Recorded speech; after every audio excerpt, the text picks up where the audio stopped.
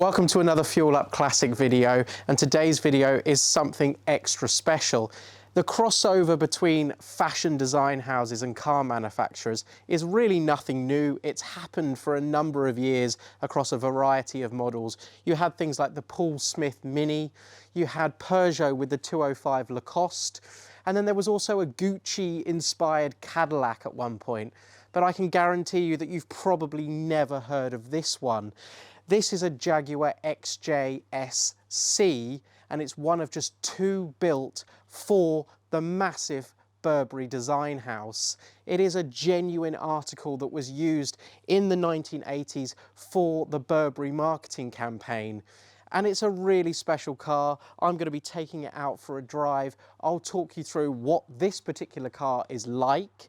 And also there's a lot of overlap with other XJS models, so we'll be throwing in some buying advice, some what to pay for these sorts of cars and what to look out for as well if you're thinking about buying one.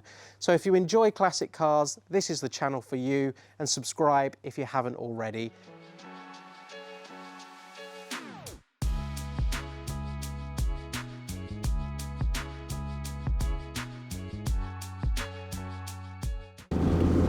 So if you find yourself wondering what exactly is a Jaguar XJS-C, well, all you really need to know is that this part of the roof here is two removable panels, and the rear hood folds down. It's a little bit of a fiddly operation and it's quite clumsy, but it does turn this car into an almost genuine open air top motoring. Now, the Jaguar XJS was launched in 1975, but the SC didn't come up until 1983, so a full 8 years after the XJS had been introduced, and it had a relatively short production run. It was replaced ultimately by the XJS convertible that had further upgrades and wasn't sort of a middle in-between car that the XJS-C is, but nonetheless that doesn't make it a poor relation by any means. It actually makes it quite quirky. Only 5,013 of these cars were built, and now we've got the roof on at the moment, and I have to say you really couldn't tell the difference in here over a conventional coupe. It makes it really usable, and this car being the Burberry edition, and of course we'll talk about that, is an uber rare example. And there's another thing that the XJS-C introduced. Prior to this, buyers could only buy the big thirsty 5.3 litre V12, but with the introduction of this car came the 6-cylinder models. This is the baby of all the range. It's the 3.6 litre, which later in the early 90s was bored out to 4 litres. But don't think again that this is a poor relation. The 6-cylinder is a really sweet little engine. It pulls these cars along really well. They're very reliable as long as they're maintained. So the XJS-C can be a really shrewd buy if you can't quite stretch to a later convertible and you still want that open air motoring.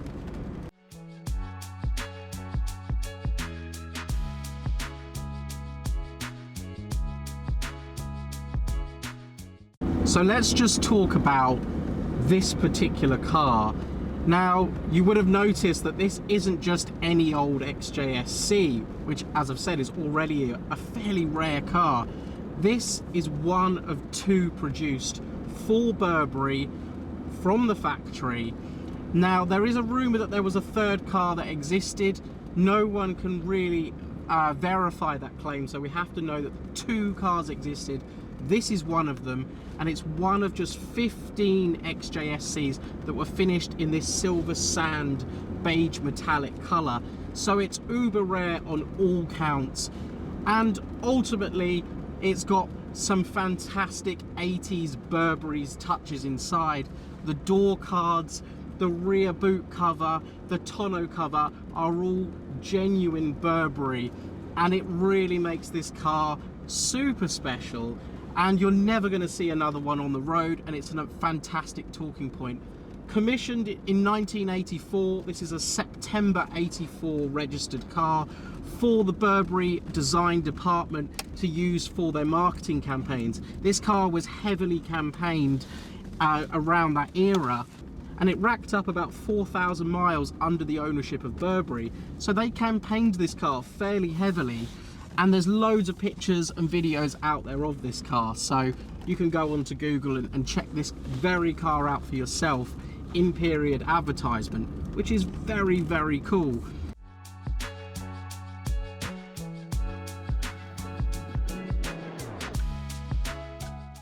And you might be wondering, well, what's it like to drive a Jaguar XJS-C?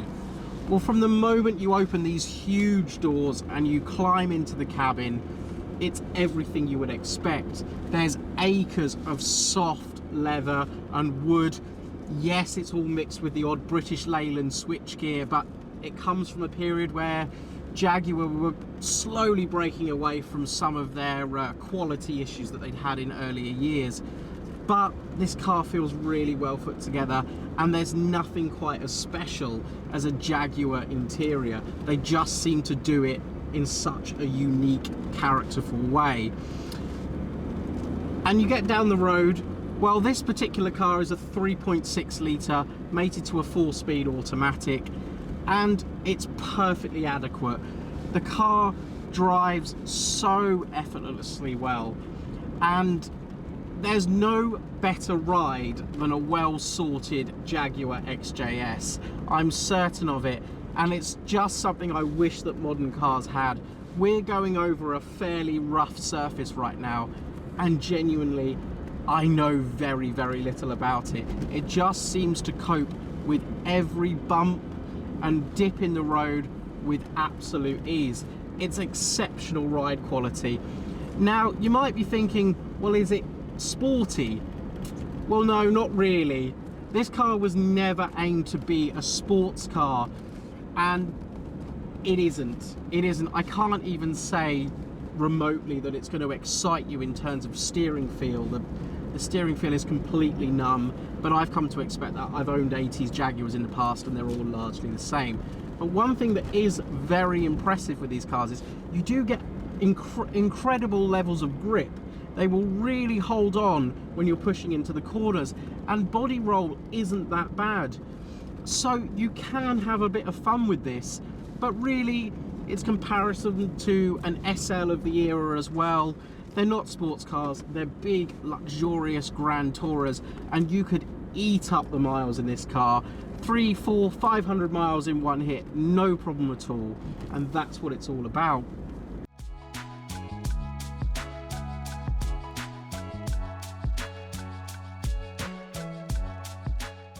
So obviously this car is mated to an automatic gearbox. The vast majority of XJS's and XJS-Cs out there will be automatics, and that can slightly ruin the fun, but a manual was available, and if you want a little bit more of an engaging driving experience, you might want to seek one of those cars out, but they are hard to find. And don't expect a modern refined gear change. They're a little bit clunky in my experience. But if you want a manual, seek one out, and it does liven these cars up quite considerably. But for the majority of people, an automatic suits this car very, very well. And don't think that it's going to be incredibly expensive to run. The V12 will be, but let's talk about the 6-cylinder models. You can expect 25, maybe even 30 miles to the gallon on the run. So they're livable, they're not going to ruin you. And overall, the XJS-C is a wonderful place to be.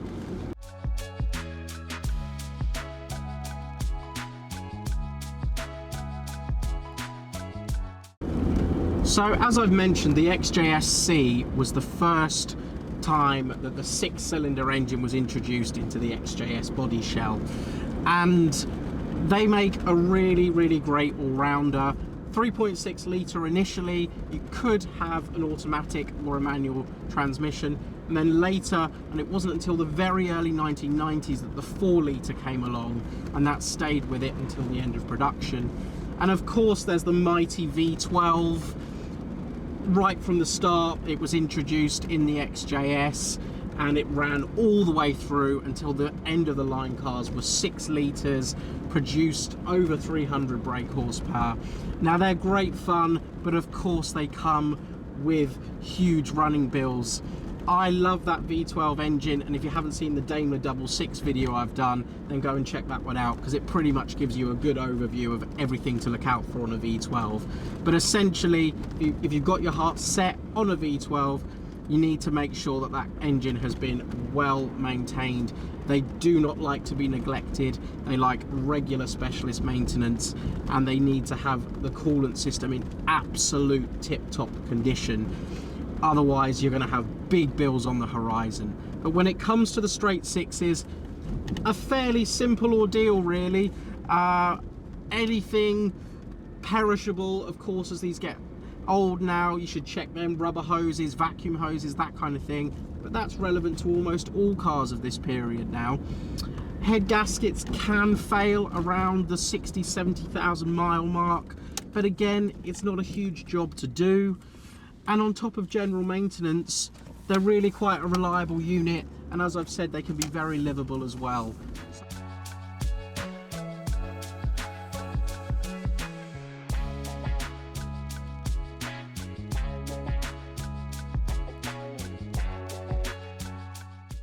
So this will apply across the board, whether it be an XJS, an XJS-C, or even a convertible.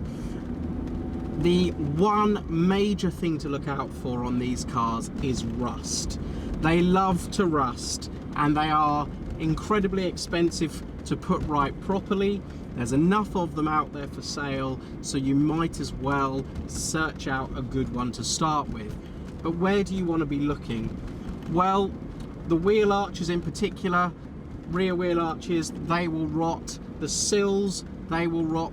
The floor pans have been known to go as well, so have a good check of them. Get underneath the car, check that it hasn't been covered in underseal and wax oil, because you've got to question then, what is that hiding? Lift up the carpets and just make sure the car isn't musky or damp. These cars do not like to sit. That will play havoc with the electrics as well. And also, of course, with the XJS-C, you have got these removable panels. They can leak. As time gets on, seals get old and perish, so just check that the car is watertight and it isn't letting any moisture or water in, because that's going to cause you a load of trouble further down the line. Same for the convertible as well. And really, you want to be checking for rust on the subframes, bottom of the wings, where it meets the sills, they'll go as well, and crucially as well, under the windscreen. They go on the scuttle here, and if it's too far gone, it's a really expensive job to put right properly, and it's just not worth buying one that's got any ounce of corrosion on it, because you'll just be forever chasing it and it'll be endless bills. A few other things to check as well. I said mechanically they're strong as long as they're looked after, but that world famous ride that these cars are so renowned for, well, it does come at a price. The rear suspension setup on one of these is quite a complicated affair. There's a number of bushes and drop links and things like that, and over time they will perish.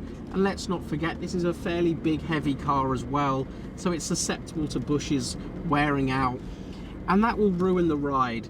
So you want to be looking for any clonking, banging, or if it just doesn't feel like it's a properly tight put together car, then you could be looking at the whole rear cage drop down. It's got inboard disc brakes on this as well, a little bit of a maintenance nightmare, so you want to make sure that they've been changed recently or that they're all in good order. And just have a good look at all the suspension components, because you'll find that you won't just be replacing one or two things. Before you know it, you've ended up doing a whole suspension refresh and overhaul, and of course that comes with a big bill as well.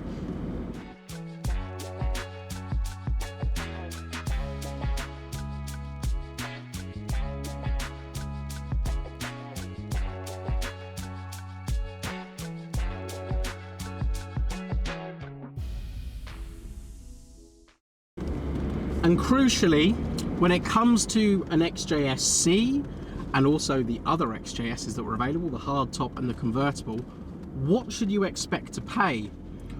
Well, it wasn't that long ago that these cars were really bargain basement cars, and they really were never maintained properly and thrown away. And just remember, there was a time that Jaguar E-types were cheap and no one really wanted them. So the XJS is going through a bit of a renaissance at the moment, and prices have been increasing year on year. Now, for the very best examples of an XJS, whether it be the earliest models or the last of the production run, which is basically 1996, the last cars were registered, you can expect to pay £25,000 for them, whether it be an XJS-C, a convertible or a coupe. The very best examples command that kind of money now. A really good driving, perhaps needing a little bit of improvement here or there example, expect to pay somewhere between £10,000 and £15,000. But you can pick up a driving with an MOT, perhaps a bit cosmetically challenged, a little bit of rust here and there, needs a bit of a refresh, from about £5,000. But really, you want to avoid that unless you can do the work yourself. Pay the little bit extra and get one that's well sorted, because it will just be a better ownership experience in the long run. But they're no longer cheap, they're continuing to rise. The XJS has become a very desirable modern classic. People are seeing these cars for how good they are. After years of being compared to the E-Type, the XJS is finally having its own time in the spotlight, and it's well deserved. And I would advise you, if you're thinking about buying one, to buy one soon before they become unobtainable.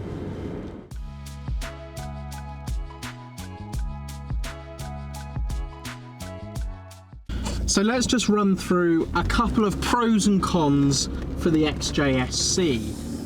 And let's start with the pros, because there are many.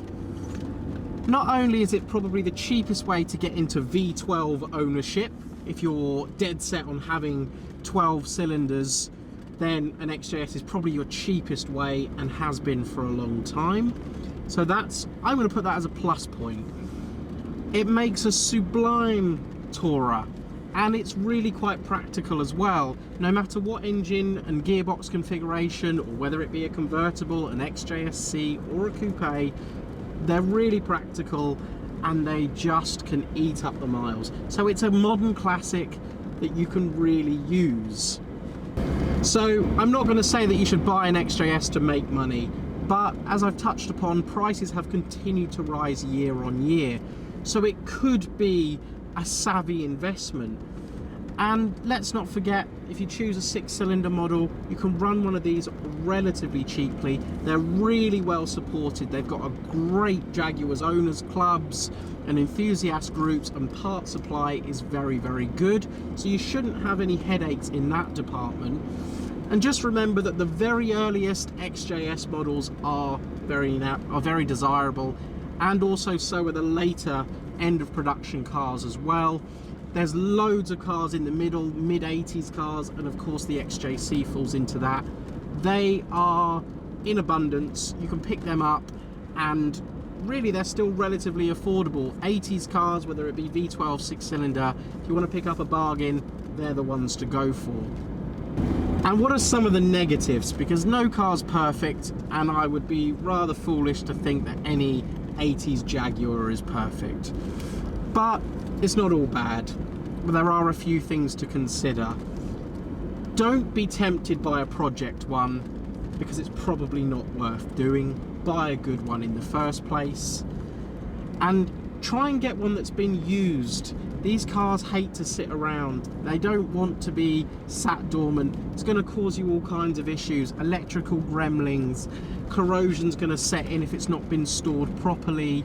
You're going to have seized brake calipers, and that whole rear suspension and brake assembly is quite a complicated setup to drop down to change the calipers. It's not a 5-minute job. So if a car's used regularly, it will absolutely thank you for it. So try and seek one out that's been enthusiast owned and used. And also we've got to talk about the V12, you know, the running costs that are associated with that. You can drop them down into single figures when it comes to miles per gallon, but really they'll return an average of about 14, 15 mpg. And there is some potential there for some big bills should that mighty V12 go wrong. But on the whole, it is a reliable unit. but I'd have a little bit of a slush fund stashed away if you were banking on the V12 being the car for you, just in case something crops up with it. But also, there's another thing to consider. The XJS now is getting on a bit. The oldest ones, you say 1975, and this being an XJS-C comes from 1984. It puts it in a slightly odd middle ground. Yes, it's a bona fide classic. I don't think anyone can deny that. But it's got enough old world charm, but there's also a blend of modern practicality as well. But then its successor, the XK8 and the XKR, also have that.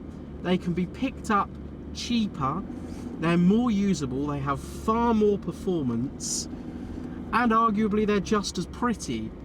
So you might want to consider an XK8 or an XKR if you want a supercharged V8 in it and you want really good performance over an XJS.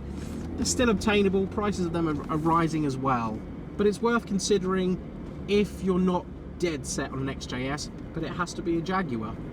But apart from that, XJS-C or XJSs in general make a great classic car purchase. Don't be intimidated by one. Don't be put off by everyone telling you that they're unreliable. As long as they're used and they're maintained properly, they are just as reliable as any other car of the period. And quite frankly, buy one and enjoy it. No matter what you buy, go out, enjoy it. You know you could do huge continental trips in this and enjoy every single mile. So for that reason, I think the XJS and the XJS-C, as well as this car is well worth a look.